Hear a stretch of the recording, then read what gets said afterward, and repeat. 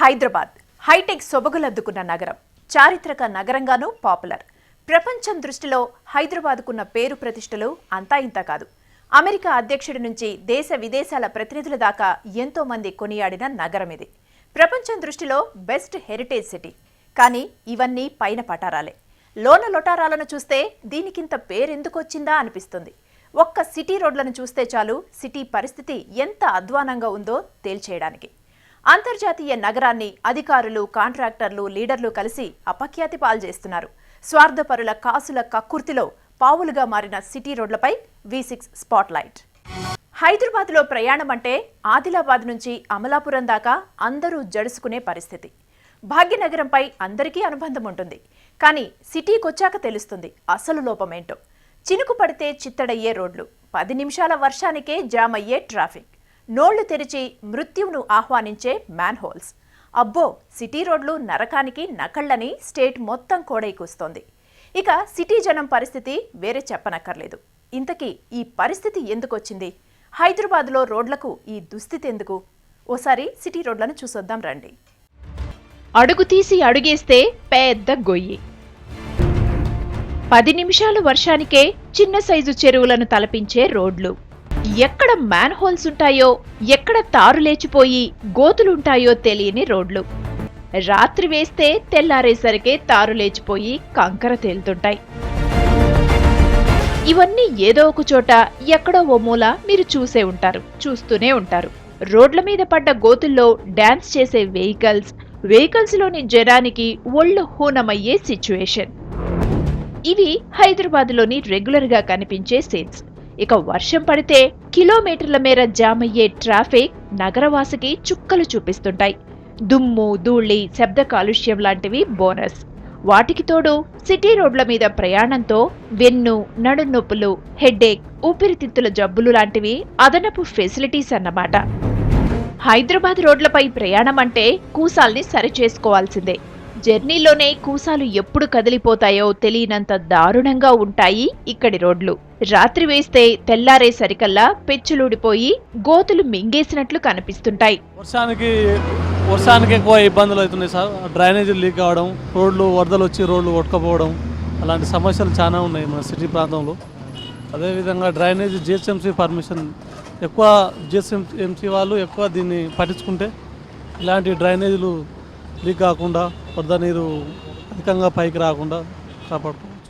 కాంట్రాక్టర్లకు భయం ఉండదు, రోడ్ వర్క్స్ ని పరిశీలించే అధికారులకు కళ్ళుండవు, వీళ్లని గైడ్ చేసే పాలకులకు అసలు సోయుండదు. అంతా కలిసి సిటీ పేరును రోడ్ల కింద పాతేస్తున్నారు. సిటీ జనానికి కష్టాల్ని ప్రెజెంట్ చేస్తున్నారు. ఇలాంటి వాళ్లను ఏం చేయాలి? రోడ్లపై నీళ్ళు వచ్చేసి డ్రైనేజీ సరిగ్గా లేకపోవడం వలన ప్రజలు ఎంతో ఇబ్బంది పడుతున్నారు. 2 వీలర్స్ వల్ల, బైక్ వాళ్ళకైతే చాలా ప్రాబ్లంగా ఉంది. రోడ్డు పైన ఫుల్ నీళ్ళు పోతున్నాయి. మోకాల పైనగా వాటర్ పోవడం వల్ల డ్రైనేజ్ గుంతలు ఎక్కడున్నాయో తెలియట్లేదు. గంటల తరబడి వర్షంలో చాలా ఇబ్బందులకరంగా ఉంది ఈ డ్రైనేజ్ సిస్టాన్ని మార్చి.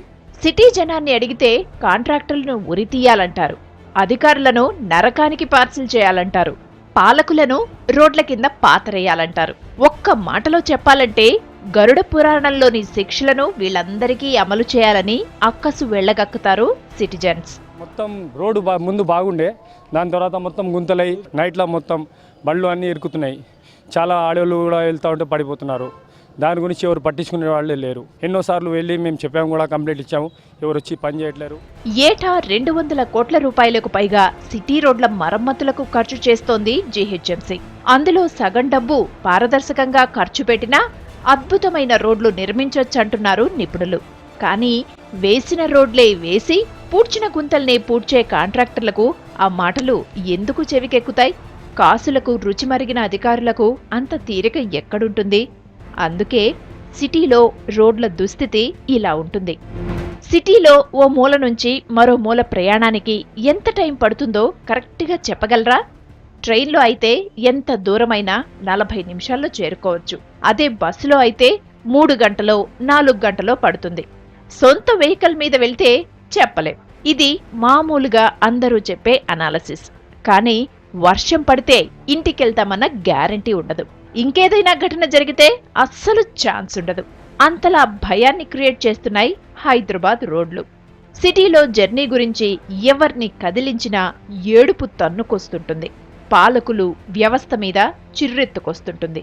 అంతలా ఇరిటేట్ చేస్తున్నారు అందరూ. 9,000 కిలోమీటర్లు, 3 విభాగాల్లో రోడ్లు, లక్షల్లో వాహనాలు, అయినా సరిపోని అవసరాలు. ఇది ప్రస్తుతం సిటీలో పరిస్థితి.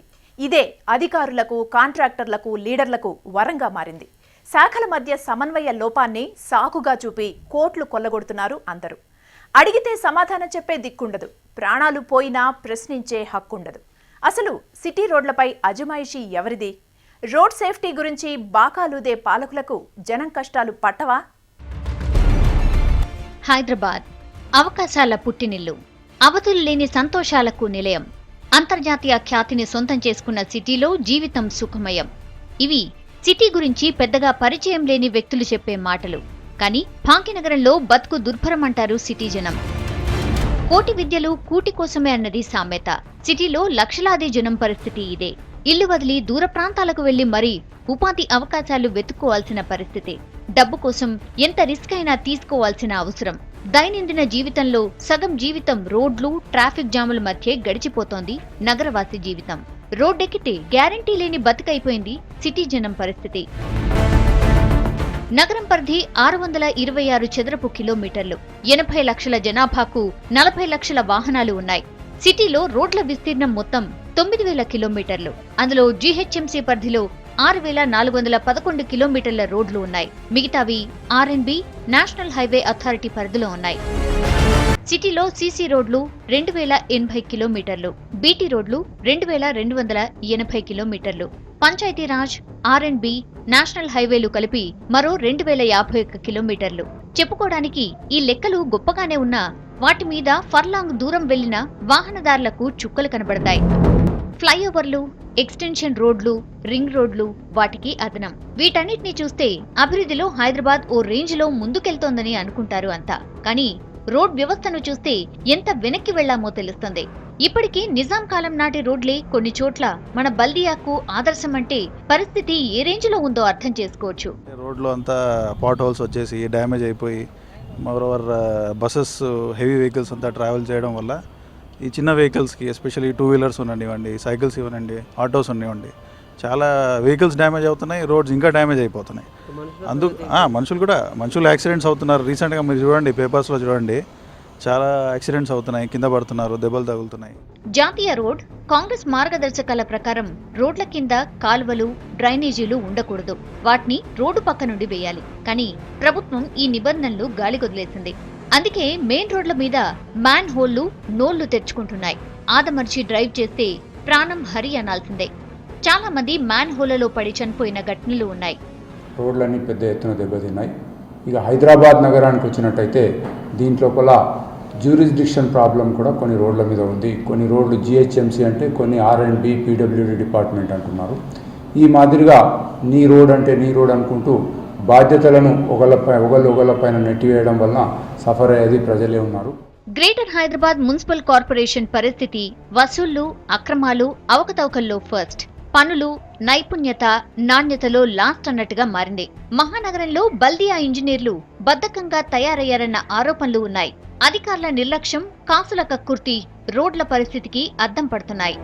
రోడ్ సేఫ్టీ పాలకులకు, అధికారులకు విపరీతమైన ప్రచారం కల్పించే కార్యక్రమం ఇది.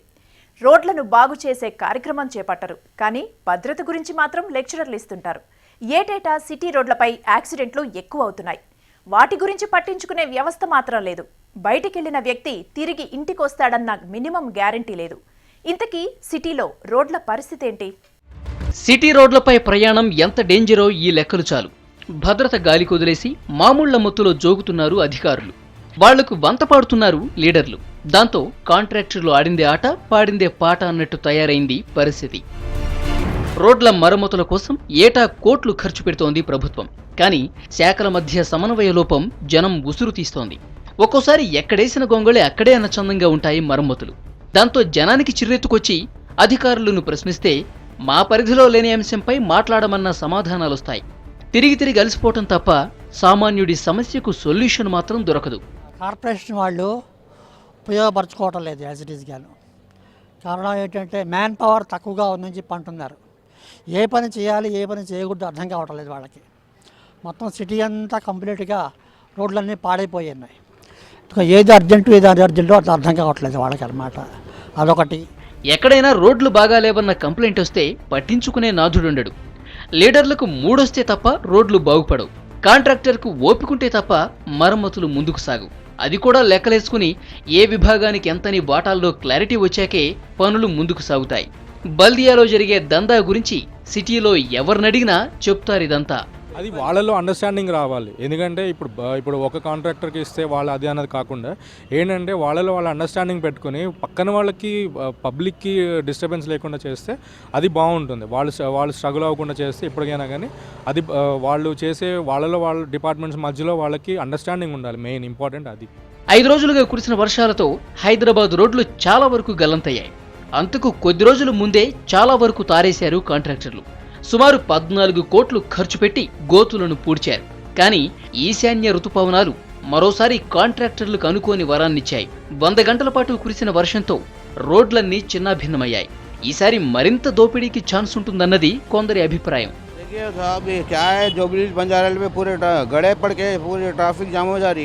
इससे बहुत परेशानी हो रही है पब्लिक के लिए.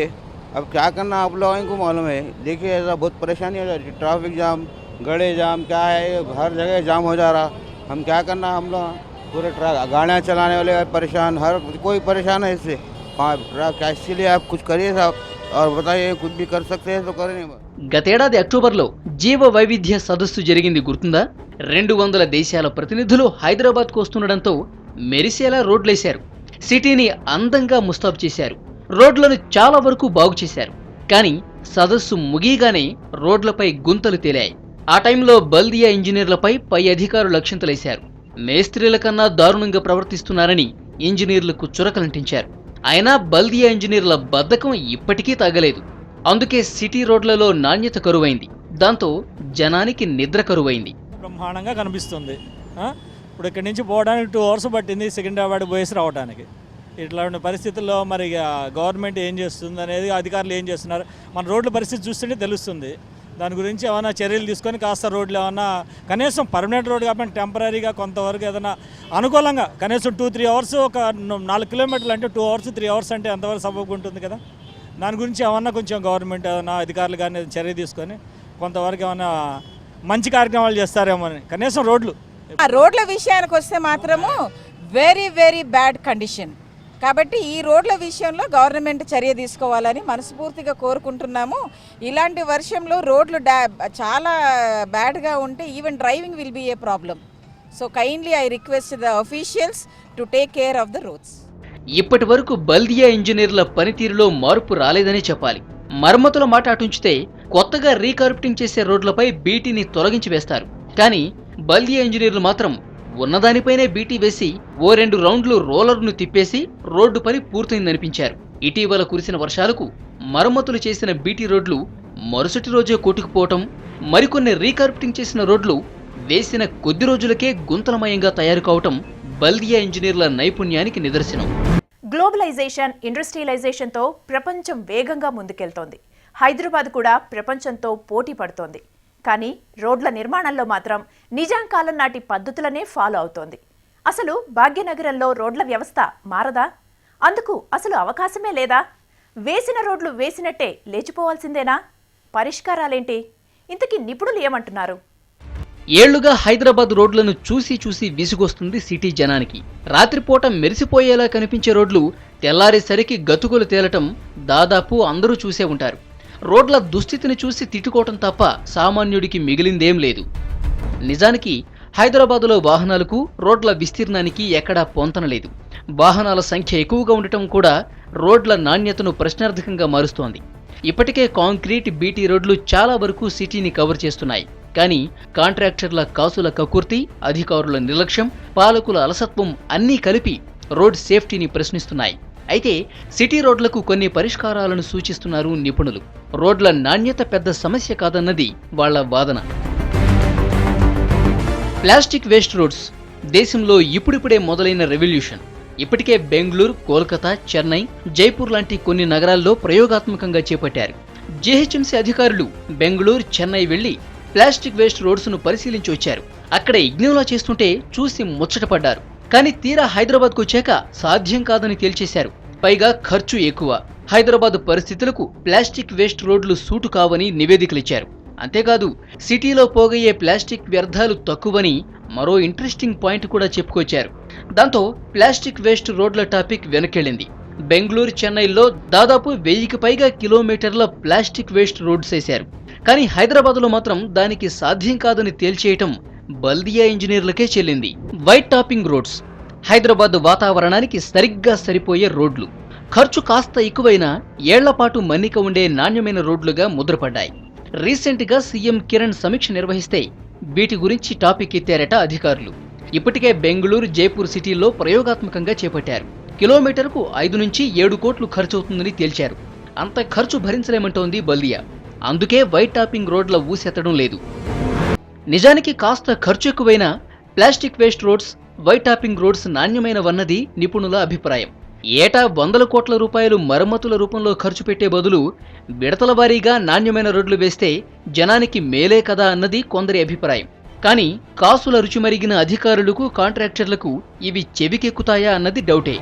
బెస్ట్ హెరిటేజ్ సిటీగా హైదరాబాద్కున్న పేరు గుంతలు తేలే రోడ్లతో పోతోంది. కాసుల కోసం సిటీ ఖ్యాతిని రోడ్ల కింద పాతరేస్తున్నారు అధికారులు, కాంట్రాక్టర్లు, లీడర్లు. జనం సేఫ్టీ ఎలాగో పాలకులకు పట్టదు. కనీసం గ్లోబల్ సిటీగా హైదరాబాద్కున్న పేరునైనా కాపాడుకోవాల్సిన అవసరం ఉంది. లేకపోతే సిటీ స్టేటస్కే ప్రమాదం. ఇది V6 స్పాట్లైట్.